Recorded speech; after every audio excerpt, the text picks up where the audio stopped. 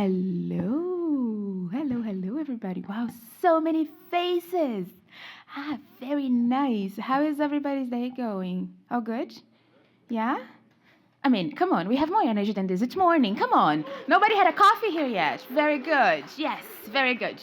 Perfect. So we have now Jimmy Lee. And Jimmy has been joining PyCons for many years now. And his first PyCon was in Oregon around 7 or 8 years ago, right? Yes. Cool. Jimmy likes Python, and he also likes to share what he learns with Python with people like yourselves. So thank you very much for coming, for joining us today. And this is Jimmy Lay, everybody, with Scaling the Mountain, a framework for tackling large-scale technical debt. Please, a round of applause.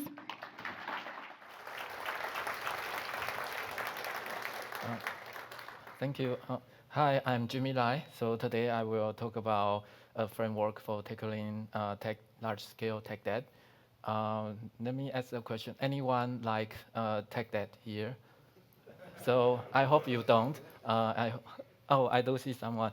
So I think you are here. You had tech debt, or you want view them as a problem. You want to solve them. So this is the outline for today.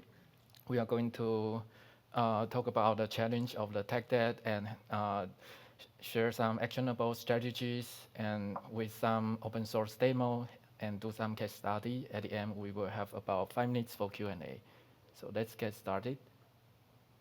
So I'm currently working at Zip. It's a P2P spending service. So if your business needs to collaborate for spending, you may need a service like this. And we have many big customers.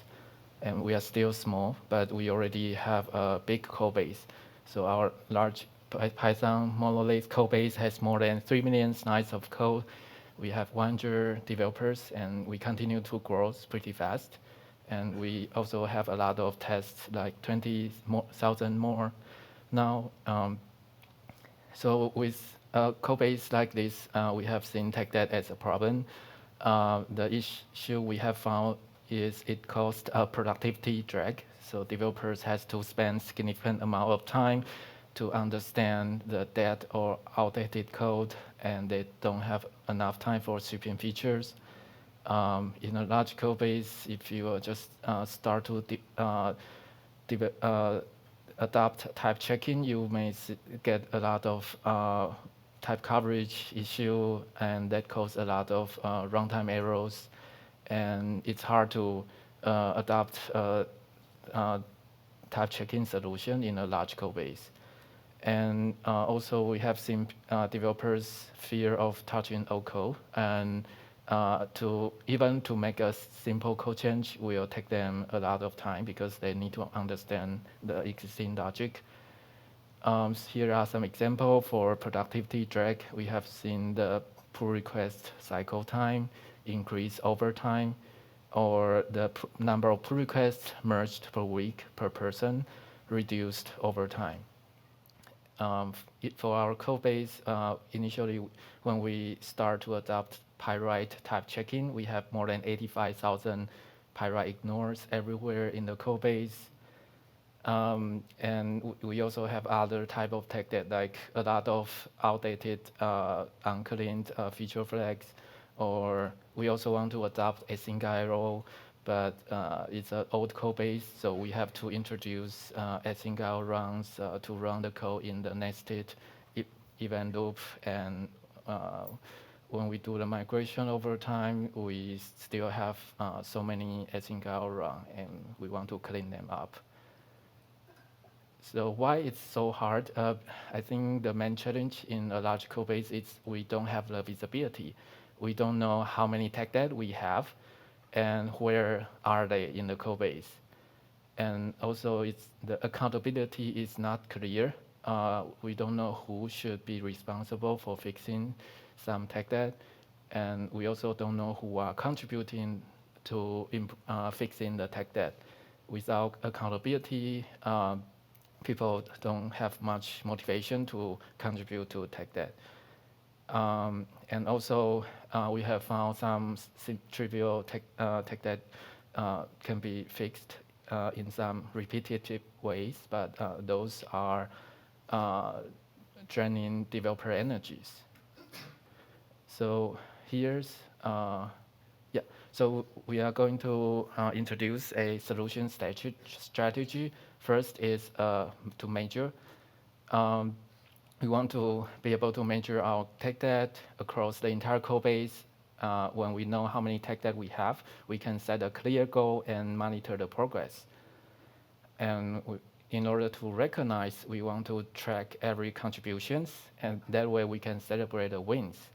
And the third is to automate. We want to build codemods or use AI to assist fixing the tech debt. So the first one on the measure, so we develop a framework allow us to build a tech debt analyzer like this.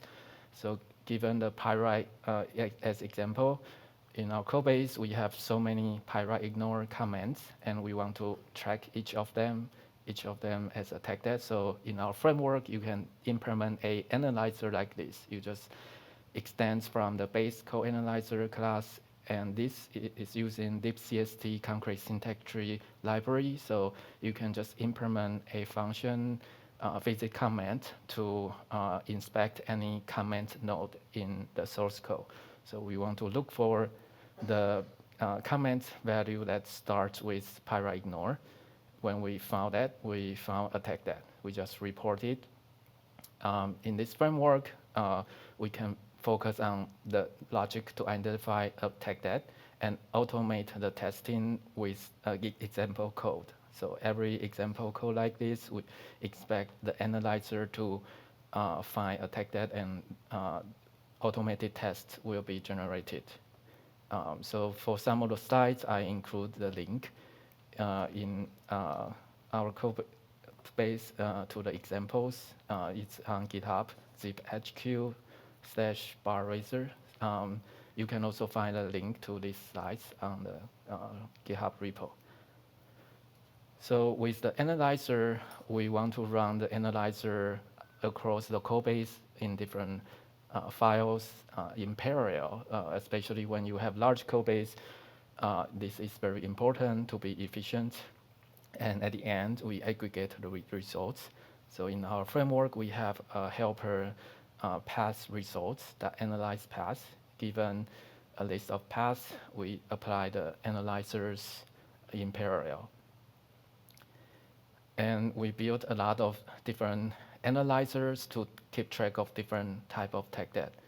We mentioned asyncio run, feature flag, pyright-ignore. We also track some front-end tag debt like ESLint, disabled, next line comments, or we also built some generic analyzer to keep the code base size, backend Python lines, and front-end TypeScript lines of code. So with this framework, we can know how many remaining tag debt in our code base. And so with this will be useful to set a goal to tackle them with some strategy. So you can think as an organization to set some goals.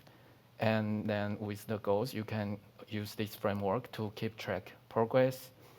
And you can also prioritize different tag debt in different quarter. So and assign different weights to them. I'll talk about how these weights can be useful later. So here's an example. So for example, we have asyncio runs and feature flag to tag debt categories. And in the first quarter of this year, we want to set a goal. So currently, asyncio run has 420 call sites tag debt.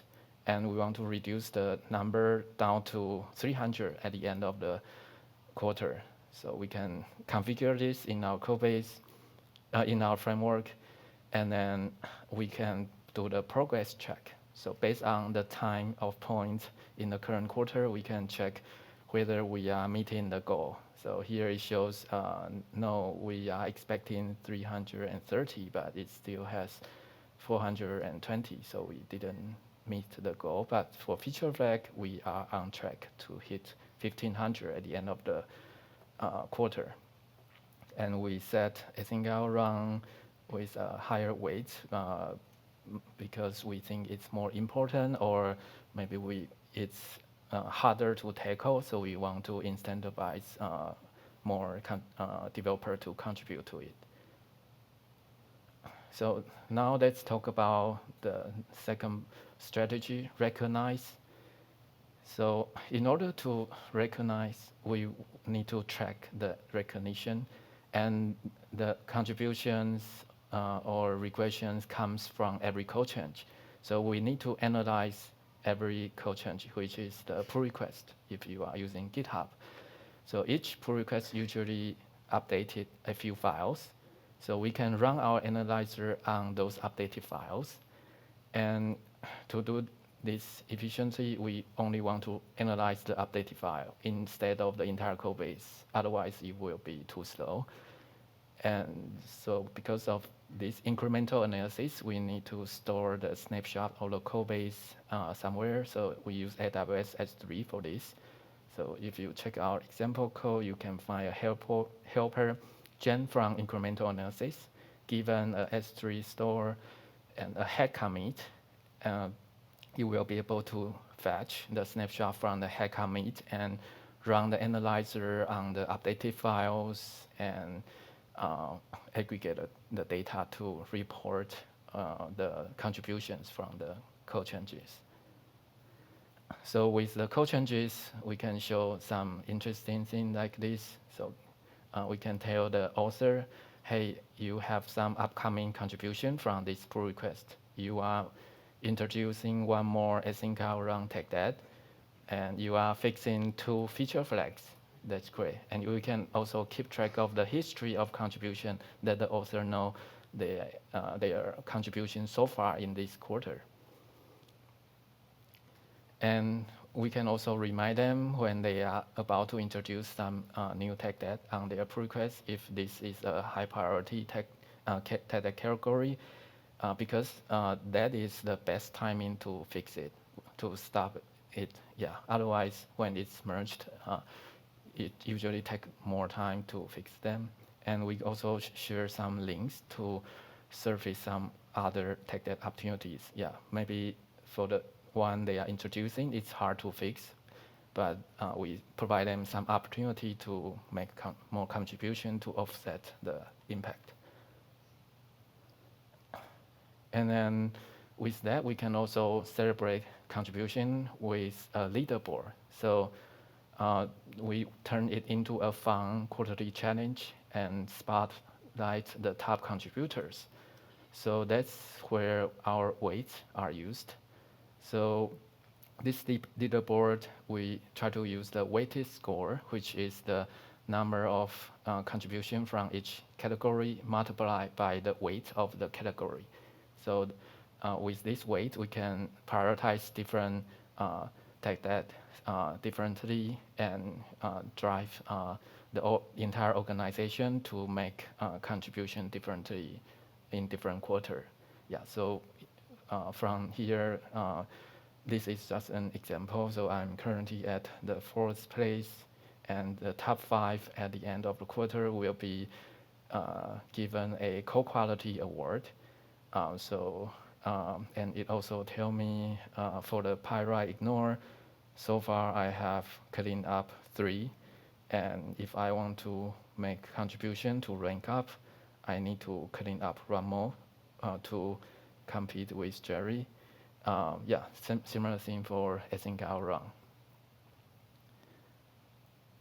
And we can also celebrate the contribution in real time. So internally, we use Slack for communication. So we created a channel for real-time tech debt contribution shout. So when someone make a contribution on some prioritized tech debt category, we can send a automated message like this to let more people know this guy is making contribution. Let's celebrate together. So to make this happen, we have a script, take that framework that run analyzers, which do everything I just talked about, including run the analyzers on the pull request to do the incremental analysis and update the leaderboard and then do the shoutouts. So let me do a quick demo. So this is a pull request, example pull request on the Zip HQ bar raiser project. So you can see the bot commented saying I introduced 9 pyright-ignore and offered the link to check my contribution. So yeah, so you can see it's like this. So in this example project, I set up 2 analyzers, BE9s and pyright-ignores. So you can see, yeah, so far I'm only making regression, no contribution yet. And there's only a single person on the leaderboard. Yeah, but as long as this been used by many developers, you can get more data. And at the bottom, you can also see the contribution history. So the author can read through this to understand how they get the weighted score. So how this works, if you check this pull request, you can find there's a run analyzer job being configured. It will run on each pull request when they are created. Also, it will run on the merged commits when the pull request is merged to the main branch. So that's where we analyze and record the actual wins to our codebase to S3. Okay, so let's continue. Oh, yeah, so the thing you just see including the pull request, the CI jobs, and the comments, and the GitHub check. So we just share the information on the GitHub check, which you can also find. You can see the run is created as a quality win report, and here it shows the detail.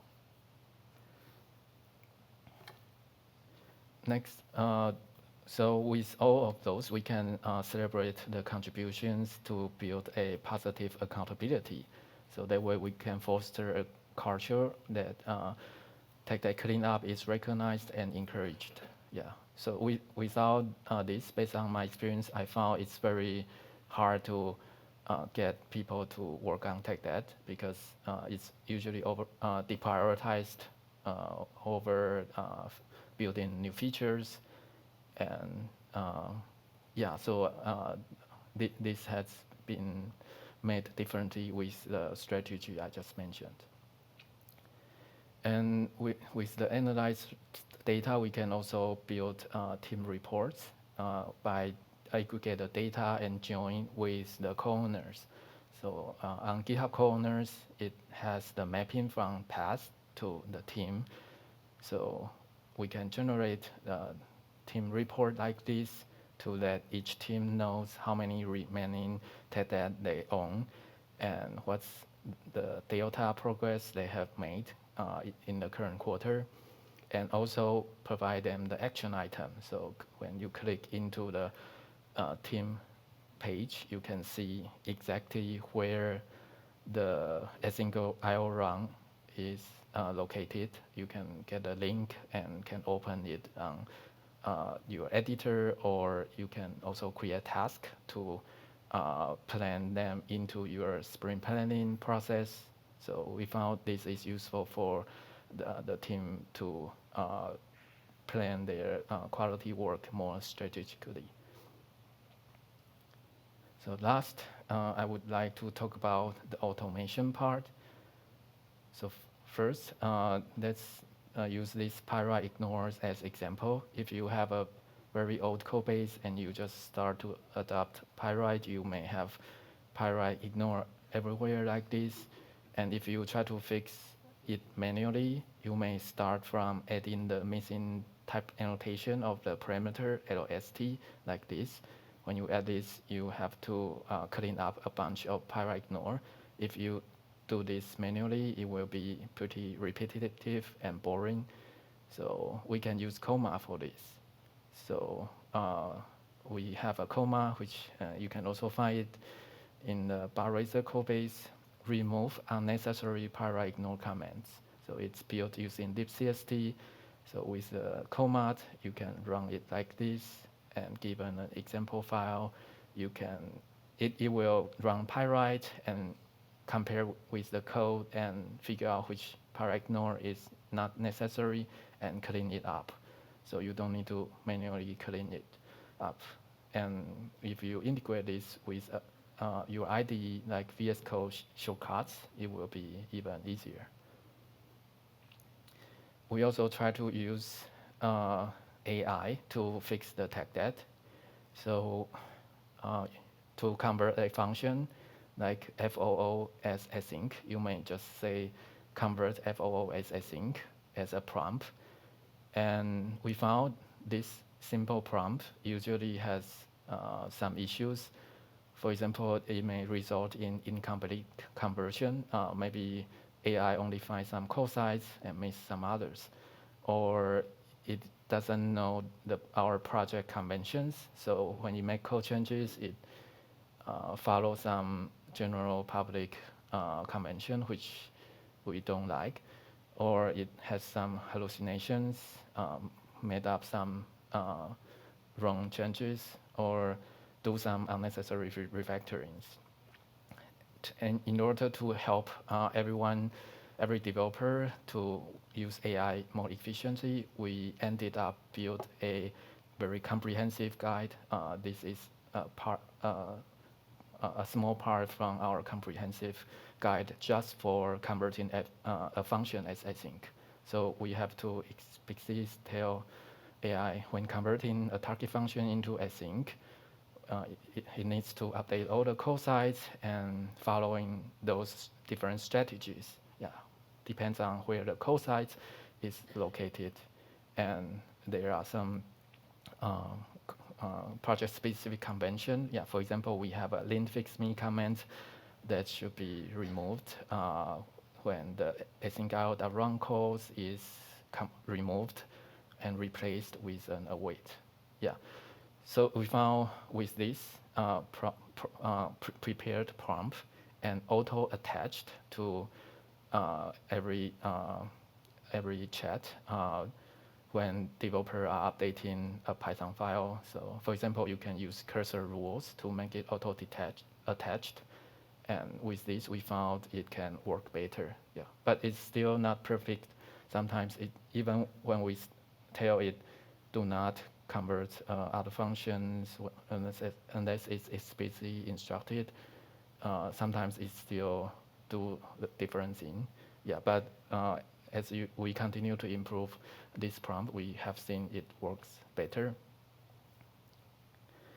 And the next about automation is automated refactoring. So in my earlier talk, like 2 years ago, I shared how we built a pipeline to automatically create pull requests by running the codemods, and the pipeline can manage the created pull request based on the test result and send them for review and auto merge them or close them. Yeah, if you are interested in the detail, you can find a blog post and the recording here. So let's do case study. So for us, when we adopt pyright, initially we have more than 80,000 pyright-ignores in our code base. So we build this framework to start track them. And when we know how many tag that we have, we set a goal, like fix 20,000 for the first quarter, and then adjust based on the result at the end of the quarter. With this approach, at the end, we were able to boost the type checking coverage from 60% to 99.6%. And over time, we continue to improve the framework. We introduced the code quality awards for the top 5 contributor, and share the team wins and milestones to sustain the momentum. And we also build the codemods you just seen, and also make it VS Code shortcut to make it easier. We also try auto complete from the pipelines, try to modify pipelines to do some automated refactoring with the type inference. And when we also have some projects focused on the missing type stop and annotations of the commonly used open source libraries to make the entire project efforts easier. And for asyncio run, we had 600 tech debt at some point, and then we start to set quarterly goal like fix 150. At that time we build a team report dashboard to help and to get the help from every team. We continue to use the code quality awards, but we also build the new real-time stack shoutouts. And we also have some libcst codemods and the cursor rules you just see to use the comprehensive prompts for using AI mode to fix the tech debt easier. So to summarize, so we have 3 strategies: measure, recognize, and automate. And we have a good way to execute. We can set a goal and prioritize them and review the progress and improve. And for automation, we leverage codemods and AI rules. So here are the conclusions, recap. And if you are interested in the code example, you can find it at ziphq bar raiser. The code is under the tech debt framework folder. Yeah, and so now we have a few minutes for Q&A, and we are hiring. If you are interested in working with me on using AI to tackle large scale tech debt or automated testing, you may check out. Thank you.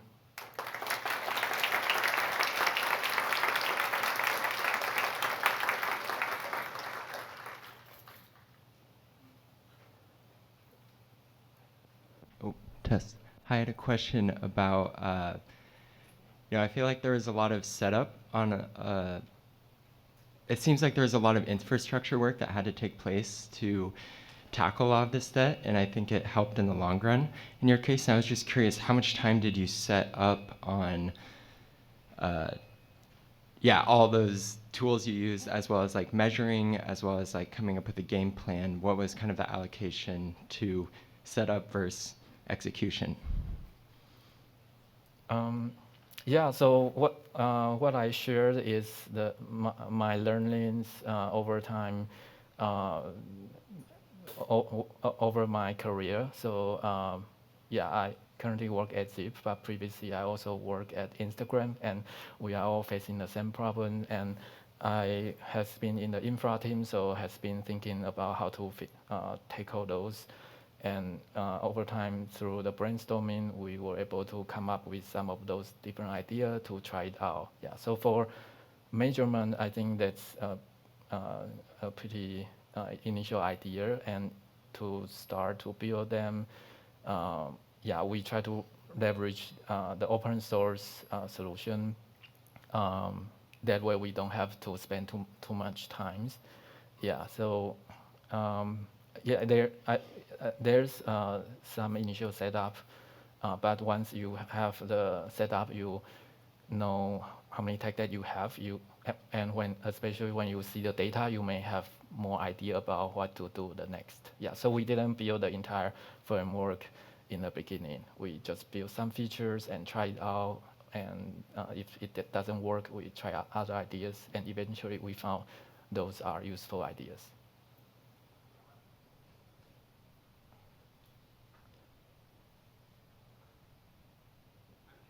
Had to do anything special with your finance people? In other words, were you able to somehow track the going forward, what the benefit of the tech debt reduction was in terms of helping the business? Yeah, that's a good question. So I think that's also a challenge of a software engineer when you work on infrastructure. You may be making your system more stable or tackling the tech debt, and that doesn't seem directly contribute to your business revenue. And yeah, so we had a lot of related discussion in my career with my manager or with my colleagues. Yeah, and I think in general, if the company wants to foster a good culture, they need to recognize this. Yeah, so at some point, maybe initially they didn't pay too much attention. Initially, they only focus on revenue, but over time they will realize system reliability is important, and then they need to take some actions to change how they think. For example, when evaluate the performance of every individuals, they will also need to consider quality as one of the aspect. Yeah, so yeah, I think it depends on where your situation is. Yeah, it may be challenging at some point. Yeah, but you need to keep communicate, and yeah, that's my experience. They were not able to give you any specific. In other words, as far as I know, financial accounting principles don't have a way of depreciating investments in improving efficiency. So there's only a handful of companies that seem to have actually figured that stuff out. And I was just wondering if you guys had gotten that far. So that's cool. Thank you. Mm-hmm. Thank you.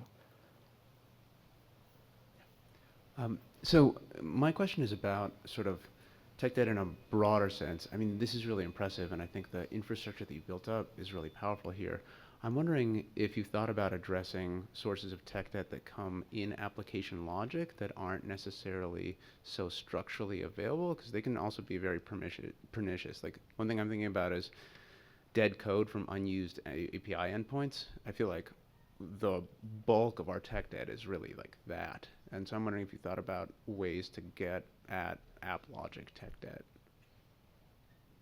Yeah, so the example analyzer I shared, they are using static analysis, so they are only looking at the code in a file, and that's limited. And for the code that is not run at all, you would need some runtime data to back that up.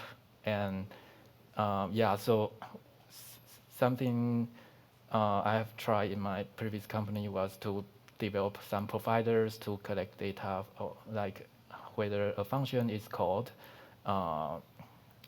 in the past few days. With this kind of data, you can identify tech debt better. Yeah, but so I think in my current job, I don't have something like that yet, but I think in the future we will also want to explore more in this area, so be able to track the tech debt that requires some other data set, like runtime data, or maybe some of them are like whether something is tested or, well or not.